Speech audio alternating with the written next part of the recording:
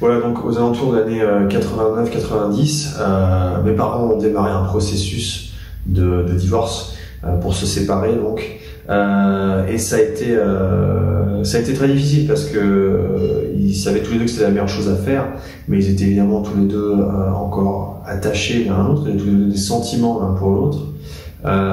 Mais c'est ce processus qu'ils ont démarré et ça s'est très mal passé. Ça a été un processus de déchirement, d'énormes tensions entre mes parents. Il y a eu du chantage émotionnel, il y a eu toutes sortes de violences psychologiques entre eux, et moi j'étais entre les deux.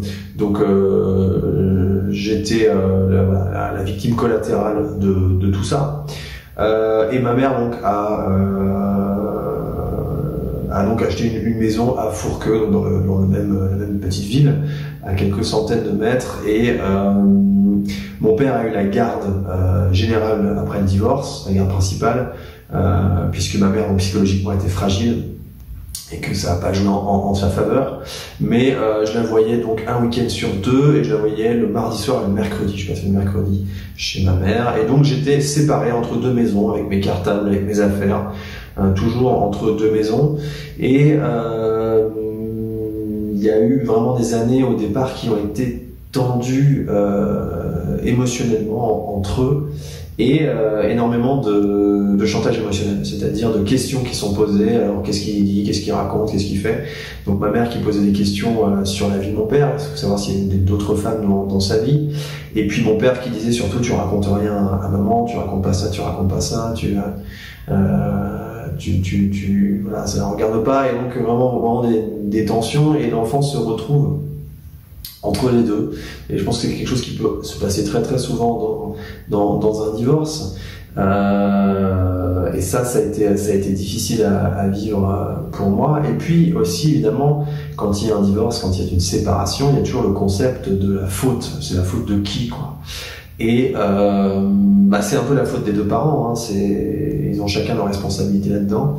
Mais un enfant va prendre ça personnellement. Il va prendre ça personnellement, en grande partie, et croire que c'est de sa faute, alors que ça ne l'est pas. L'enfant, il peut rien. Mais les parents vont dire c'est pas de ta faute, voilà, ça s'est mal passé entre nous. Ils vont en parler. Ma mère, mon père disaient voilà, c'est compliqué, tu comprendras plus tard, mais bon bref, c'est pas de ta faute. La façon dont l'intellect fonctionne chez l'être humain, c'est que si je vous dis ne pensez pas à un éléphant rose, qu'est-ce que vous allez faire d'abord? Vous allez d'abord penser à visualiser un éléphant rose, c'est ça ce qui s'est passé dans votre cerveau, pour ensuite faire le négatif, pour ne pas y penser. Donc si je vous dis c'est pas de ta faute, vous allez penser d'abord à quoi? Vous allez penser à la faute, vous allez ressentir ce que c'est que la faute, pour ensuite pouvoir faire le négatif.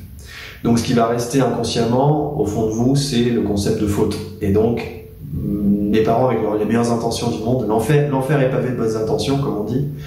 Et donc mes parents, avec les meilleures intentions du monde, ils ont implanté le concept de faute en moi par rapport à ce divorce, comme le font tous les parents dans tous les divorces. C'est pas propre à mes parents, c'est pas leur faute, mais c'est comme ça que ça marche. Et donc j'ai incorporé ce concept de faute pendant de nombreuses années en moi, et j'ai fait un travail pour m'en libérer ensuite, parce que ça a été constitutif de mon mode de fonctionnement pendant longtemps.